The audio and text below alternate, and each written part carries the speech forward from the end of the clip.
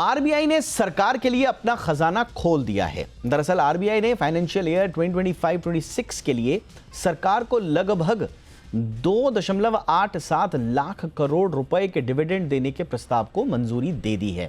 माना जा रहा है कि इससे सरकार को बढ़ते खर्च, महंगाई और मिडिल ईस्ट संकट से पैदा हुई आर्थिक चुनौतियों से निपटने में मदद मिलेगी। सरकार पहले से ही बढ़ते सब्सिडी खर्च, तेल की ऊंची कीमतें और टैक्स कलेक्शन पर दबाव का सामना कर रही है। ऐसे में आरबीआई का यह बड़ा डिविडेंड सरकार के लिए राहत का काम करेगा। एक्सपर्ट्स का मानना है कि ईरान युद्ध और मिडिल ईस्ट तनाव की वजह से कच्चे तेल की कीमतें बढ़ सकती हैं, जिससे सरकार का खर्च और बढ़ेगा। ऐसे समय में आरबीआई से मिलने वाला ये पैसा फिस्कल डेफिसिट को संभालने में मदद करेगा। तो कितनी बड़ी राहत है ये सरकार के लिए? बातचीत करने के लिए हमारे साथ जाने माने अर्थशास्त्री अश्विनी महाजन सर जुड़ चुके हैं। महाजन सर, गुड इवनिंग, बहुत बहुत स्वागत है सर आपका। सर, काफ़ी भारी भरकम ये डिविडेंड का ऐलान हुआ है, लेकिन जिस तरह की ज़रूरतें और आर्थिक चुनौतियां हैं, ये पर्याप्त हो पाएगा सर? जी, मुझे लगता है कि ये जो डिविडेंड दिया जाता है, ये एक निश्चित राशि है, इन द सेंस कि जो देश की ग्रोथ है उसके कारण जो मनी सप्लाई बढ़ाई जाती है, और इसके अलावा आरबीआई अलग अलग प्रकार से कई प्रकार के उसके प्रॉफिट्स होते हैं, खासतौर पर विदेशी मुद्रा खरीद बेच में, बाकी सब चीज़ों में।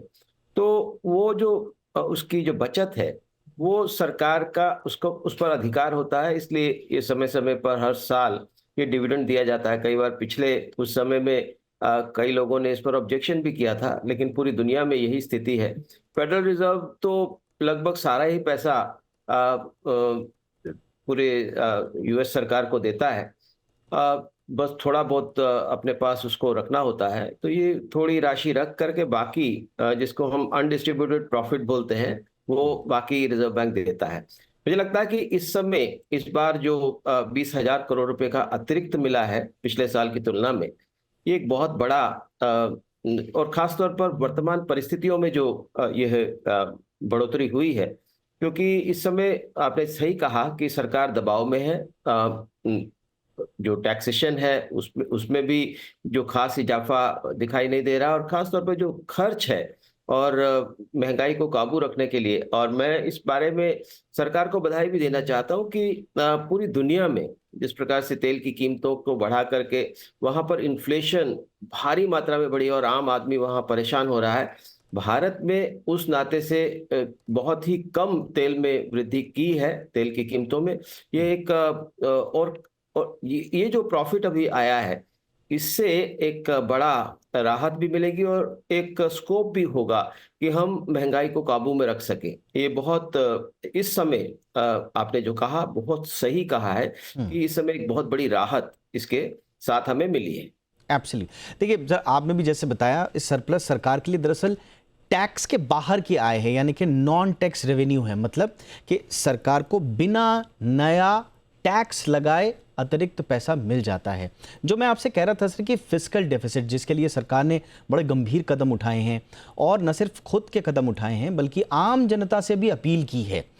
गोल्ड का इस्तेमाल, विदेश जाना, अतिरिक्त जो आपके अन्यत्र जो खर्चे हैं, अगर आप उन पर काबू कर सकते हैं तो कीजिए। बड़ी साफ सुथरी अपील सरकार ने की है। ये जो फिस्कल डेफिसिट इस पूरी चर्चा के केंद्र में है, उस पर सर कितना दबाव कम होगा और सरकार को कितनी बड़ी राहत मिलेगी इससे? देखिए, पिछले कई वर्षों से सरकार फिस्कल डेफिसिट को काबू में रखे हुए है। हम जानते हैं कि जब पिछली सरकार, यूपीए सरकार थी, उस समय फिस्कल डेफिसिट एक बार तो 6% से भी ऊपर चला गया था, जिसके कारण जो महंगाई की दर है वो 2 डिजिट्स में चली गई थी। कई बार में तो 12-13% तक पहुंच गई थी। फिस्कल डेफिसिट को काबू में रखना, एक सरकार को बड़ा इजी पैसा मिल जाता है अगर फिस्कल डेफिसिट बढ़ा लिया जाए, लेकिन ये जिम्मेवार सरकार का एक लक्षण है कि वो फिस्कल डेफिसिट को काबू में रखती है, ताकि आम लोगों के लिए सरकार के पास पैसा लाना तो एक आकर्षण होता है कि हाँ, थोड़ा बहुत फिस्कल डेफिसिट बढ़ा लो तो पैसा आ जाएगा, लेकिन ये एक बहुत बड़ी जिसको हम कहें कि जिम्मेवारी वाली बात, जिम्मेदार सरकार जो कर सकती है, वो इस सरकार ने किया है। फिस्कल डेफिसिट को लगातार कम रखा है और लगातार कम किया है। ये एक बहुत बड़ी उपलब्धि है इस सरकार की। और अभी वर्तमान में जो डर लग रहा था कि फिस्कल डेफिसिट की फिगर्स को हम क्रॉस ना कर जाएं, उसमें भी हालांकि अभी भी थोड़ा बहुत तो क्रॉस करेंगे ही, क्योंकि जो जो जनता को राहत देने की जरूरत है, क्योंकि जो तेल की कीमतें हैं वो हमारी ओवरऑल इन्फ्लेशन को बढ़ाती हैं। अगर मान लिया तेल, क्योंकि उसके कारण एक प्रकार का कैस्केडिंग इफेक्ट जो उस पर पड़ता है, लगातार बाकी सब चीजों पर भी उसका प्रभाव पड़ता है, वो उसको कम किया जा सकता है, और ये केवल सरकार कर सकती है और कोई नहीं कर सकता। तो यहाँ पर मैं यहाँ पर एक बात आपसे जो अर्थशास्त्र के विद्यार्थी के नाते बताना चाह रहा हूँ कि ये बात सही है कि बजट में जब हम सब चीजों का आकलन करते हैं तो उसमें आरबीआई के प्रॉफिट्स को हम इंक्लूड नहीं करते हैं। करेक्ट। लेकिन यहाँ पर हमें ये बात ध्यान में रखनी होगी कि देश में जो ग्रोथ है, जो जीडीपी ग्रोथ होती है, मॉनेटरी ग्रोथ, उसके कारण जो मनी सप्लाई में वृद्धि की जाती है, उस मनी सप्लाई में वृद्धि का जो प्रॉफिट है वो स्वाभाविक तौर पर देश की जनता का होता है, और यानी सरकार के माध्यम से वो देश की जनता के पास आता है। इसलिए ये एक बड़ी सामान्य बात है वर्तमान जी।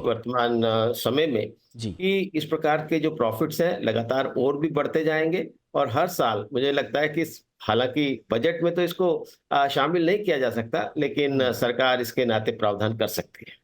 सर, आज जो आंकड़े आए हैं, आरबीआई का कुल नेट इनकम भी बढ़कर लगभग 3.96 लाख करोड़ हुआ है। आज के आंकड़े ये बताते हैं।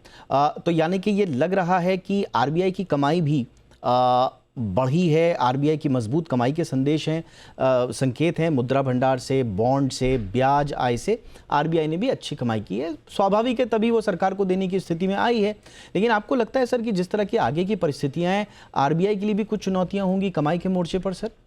मुझे लगता है कि जितने अपहेवल्स होते हैं, जितने उतार चढ़ाव होते हैं, उसमें आरबीआई की कमाई बढ़ती ही है। तो खैर, उतार चढ़ावों के कारण आरबीआई को कमाई को बढ़ाना कोई उद्देश्य नहीं हो सकता है। जी जी। लेकिन ऐसा, क्योंकि अ, अगर देश प्रगति करता रहता है, और जैसे कि सभी अंतर्राष्ट्रीय संस्थान भी यही बता रहे हैं कि हमारे देश की जीडीपी ग्रोथ बरकरार रहेगी, आगे बढ़ेगी, और खास तौर पर ये तो जो नॉमिनल जीडीपी होती है उसके आधार पर ये तय किया, ये जो आरबीआई के जो प्रॉफिट्स हैं वो बनते हैं।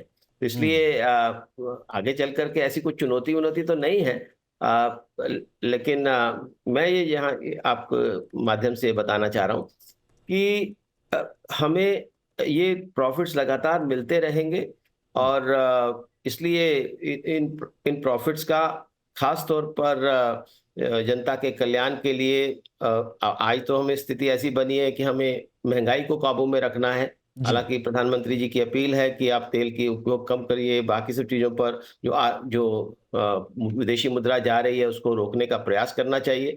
और मैं आपके माध्यम से एक बात सरकार के लिए भी कहना चाहता हूं कि हमें जो इंपोर्ट्स हो रहे हैं, बाकी के इंपोर्ट्स जहां पर हम भारत में अपने यहाँ उत्पादन कर सकते हैं, उन सब वस्तुओं के इंपोर्ट्स को भी हमें काबू में लाना चाहिए, क्योंकि इंपोर्ट्स पिछले समय में बहुत तेजी से बढ़े हैं। और पिछले साल जो हमारा 333 बिलियन डॉलर का जो ट्रेड डेफिसिट हुआ है, उसके कारण भी रुपया भी दबाव में है। तो हम इस बारे में विचार कर सकते हैं, क्योंकि ये सारी चीजें इंटर रिलेटेड होती हैं। यानी अगर अगर रुपए पर दबाव बनता है तो इन्फ्लेशन आगे बढ़ती है। केवल तेल के कारण इन्फ्लेशन नहीं बढ़ती, रुपए पर दबाव के कारण भी इन्फ्लेशन बढ़ती है, क्योंकि पूरे के पूरे इंपोर्ट्स महंगे हो जाते हैं। और अगर 10% भी हमारा रुपया डाउन जाता है तो उसका मतलब है कम से कम 3.5% इन्फ्लेशन तो केवल उसी के कारण हो जाती है। तो इसलिए उसको भी काबू में रखना जरूरी है। प्रधानमंत्री जी की जो अपील है वो भी बहुत महत्वपूर्ण है, और ये जो अभी राहत मिली है आरबीआई के प्रॉफिट्स की वजह से, उसके कारण हम तेल की कीमतों को कम रख के और बाकी सब चीजों के माध्यम से सरकार कल्याणकारी कार्य भी जारी रख सकती है। यह भी क्योंकि हमारे सोशल एक्सपेंडिचर भी है, उनको भी बढ़ाना है, और साथ ही साथ जो सरकार की कमिटमेंट्स है, गरीब आदमियों के लिए, गरीब लोगों के लिए घर बनाना, बिजली सब जगह पहुंच गई है, लेकिन उसको और व्यवस्थित करना, और सोलर और बाकी जो रिन्यूएबल एनर्जी है उसके लिए जो सरकार सहायता दे रही है सूर्य घर योजना के अंतर्गत, वो भी उसको भी आगे बढ़ाना है। यानी तमाम प्रकार के जो खर्च हैं उसमें इनके माध्यम से उसको हम तो पूर्ण कर स्ट्रक्चरल जो हमें कोशिशें करनी चाहिए, बुनियादी रूप से संरचनात्मक रूप से जो हमें काम करना चाहिए, उसका एक मौका हमारे पास है और उसके लिए स्कोप हर मिला दिशा है। में काम होना चाहिए।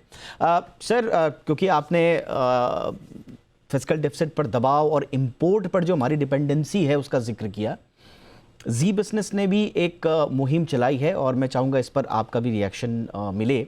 दरअसल सोने के आयात पर और इसके आर्थिक असर को लेकर जी बिजनेस की खास मुहिम को अब दिग्गज कॉरपोरेट लीडर मोहनदास पाई का भी बड़ा समर्थन मिला है। दरअसल हाल ही में जी बिजनेस के मैनेजिंग एडिटर अनिल सिंघवी के साथ बातचीत में आनंद राठी वेल्थ के जॉइंट सीईओ फिरोज अजीज ने कुछ आंकड़े रखे थे और बताया था कि भारत ने पिछले साल करीब $75 बिलियन यानी कि 6 लाख करोड़ रुपए से ज्यादा का सोना विदेशों से खरीदा।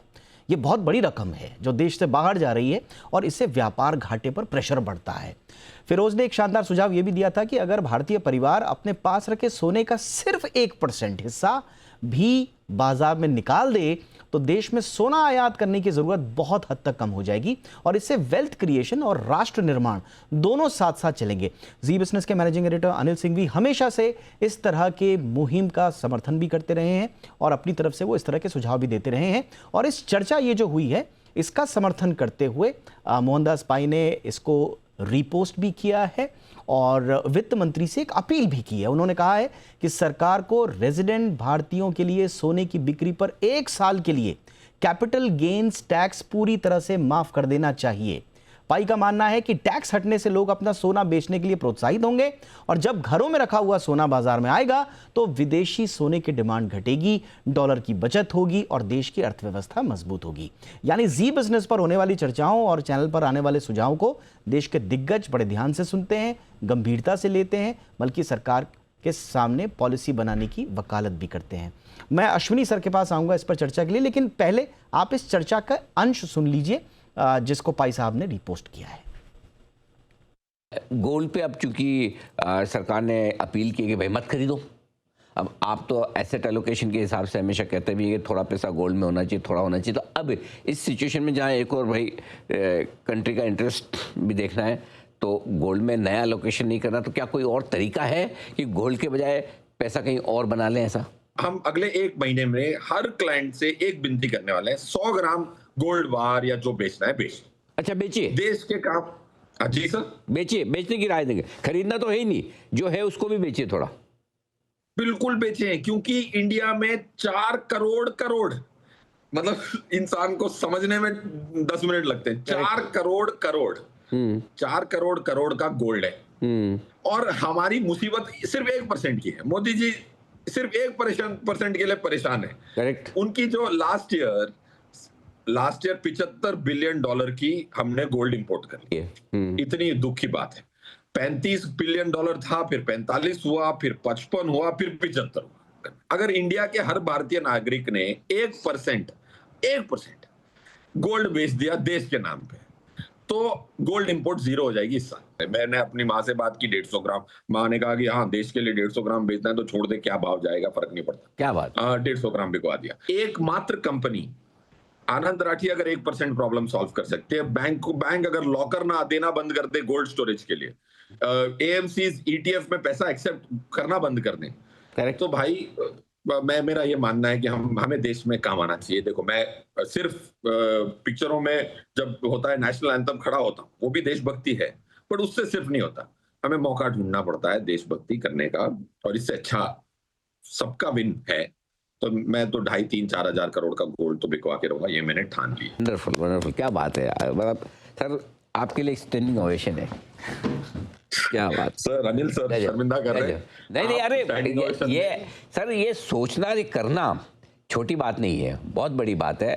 क्योंकि हर आदमी सोचता है कि, और सबसे पहले तो ज़्यादातर लोगों के मन में नेगेटिव चीज़ आती है, क्यों गोल्ड बिकवाने की बात करें, क्यों गोल्ड नहीं खरीदने की बात करें। सब अपनी जगह है, अपने अपने विचारों का मतभेद किसी के भी साथ हो सकता है, लेकिन इन सबसे भी हटकर देश आपके लिए बहुत इंपॉर्टेंट है। और आप जो एक चीज़ बता रहे हैं कि भाई अगर 1% प्रॉब्लम हम सोल्व कर दें तो बहुत बड़ी चीज़ है।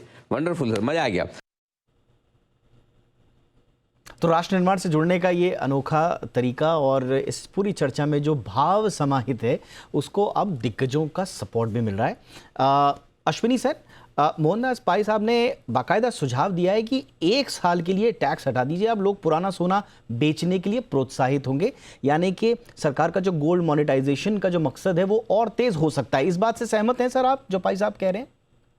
देखिए, इसके बारे में तो विचार करना पड़ेगा, क्योंकि ये एक प्रकार से एक एमनेस्टी स्कीम की तरह लग रहा है। लेकिन सरकार इस बारे में मैं चूंकि अंदरूनी स्रोतों से जानता हूं कि सरकार इस गोल्ड की स्कीम के नाते निरंतर विचार कर रही है और डिस्कशंस चल रही हैं सरकार के अंदर, चूंकि इस बात का मुझे मालूम है, तो इसलिए कोई ना कोई ऐसी स्कीम लेकर के आएंगे। और खासतौर पर मैं यहाँ पर आपके माध्यम से बताना चाह रहा हूँ कि नेशनल स्टॉक एक्सचेंज और बॉम्बे स्टॉक एक्सचेंज ने भी ESG के नाम से भी ये शुरू किया है, तो बड़ी मात्रा में उसके कारण भी सोना बाहर आ सकता है। और भी तरीके हो सकते हैं और लोगों को प्रोत्साहित करना ही चाहिए। जैसे कि मोहनदास पाई जी ने भी कहा कि ये देशभक्ति का तकाजा है, इस समय देश को जरूरत है। और ये जो सोने के प्रति जो प्रेम है, मैं यहाँ पर आपके माध्यम से बताना चाह रहा हूँ कि ये कोई गोल्ड ऑर्नामेंट्स के लिए प्रेम नहीं है, और ये खास तौर पर जो पैसा लोगों का जो गोल्ड में वो रखना चाहते हैं ताकि उससे ज्यादा से ज्यादा प्रॉफिट कमा सके, लाभ कमा सके, तो मुझे लगता है कि उनको लाभ के कोई दूसरे स्रोत खोजने चाहिए, क्योंकि ये देशभक्ति के खिलाफ है। क्योंकि लगातार 70-75 बिलियन डॉलर का सोना खरीदा जाना, उसके कारण एक बहुत बड़ी मात्रा में विदेशी मुद्रा का बाहर जाना, ये वास्तव में देश हित में नहीं है। इसलिए जो लोग भी ऐसा करते हैं, मेरा उनसे भी निवेदन है कि वो प्रॉफिट के लिए सोना खरीदना बंद करें और देश में ही ज्यादा से ज्यादा प्रॉफिट कमाने की कोशिश करें, देशी में अपने निवेश को करने की। सर वो बात तो सही है आपकी, लेकिन देखिए मौका ऐसा है ना कि थोड़ा सा इंसेंटिवाइज अगर आप कर देंगे तो देखिए भावना जुड़ी हुई है, मौका है, संकट का समय है, सारी चीजें अगर एक साथ अलाइन हो जाएं, हल्का सा अगर टैक्स हट जाए 1 साल के लिए ही सही, जैसे पाई साहब कह रहे हैं, तो सारी भावनाएं एक साथ अलाइन हो जाएंगी। सर आपको नहीं लगता है कि इस मुहिम को अगर सरकार का समर्थन भी मिल जाए तो फिर सोने पे सुहागा? सर इस पर विचार किया जाना चाहिए, मेरा यही कहना है। लेकिन मैं एकदम से इसका समर्थन करूं, ये मेरे ठीक है सर, नहीं है। लेकिन हाँ, इस पर विचार जरूर होना चाहिए, कितना इसमें राहत मिले इसमें टैक्स में, ये भी देखने की जरूरत है। और कुछ ऐसा निकाला जाना चाहिए कि सरकार को भी नुकसान ना हो, देश को भी स्वाभाविक है, स्वाभाविक है। मुझे लगता है कि रास्ते निकल सकते हैं। आज प्रधानमंत्री जी भी और पूरी की पूरी सरकार इस बारे में विचार कर रही है, तो और अर्थशास्त्री भी इस बारे में विचार कर रहे हैं। मैंने भी बहुत सारे लोगों को मैसेज देकर के ये सुझाव मांगे हैं कि क्या किया जा सकता है वर्तमान स्थितियों में। मुझे लगता है कि आपका चैनल एक खूबसूरत काम कर रहा है इस काम को लेकर के। धन्यवाद सर। और इस तरह की मुहिम में आप लोग भी जुड़ते हैं, आपके भी इनपुट्स मिलते हैं, तो हमें भी ढाढ़स बनता है, उम्मीद बनती है, हमें भी हिम्मत आती है। इसलिए आपका भी लगातार अपने इनपुट्स देने के लिए बहुत बहुत धन्यवाद, और आज की चर्चा में शामिल होने के लिए sir thank you so much.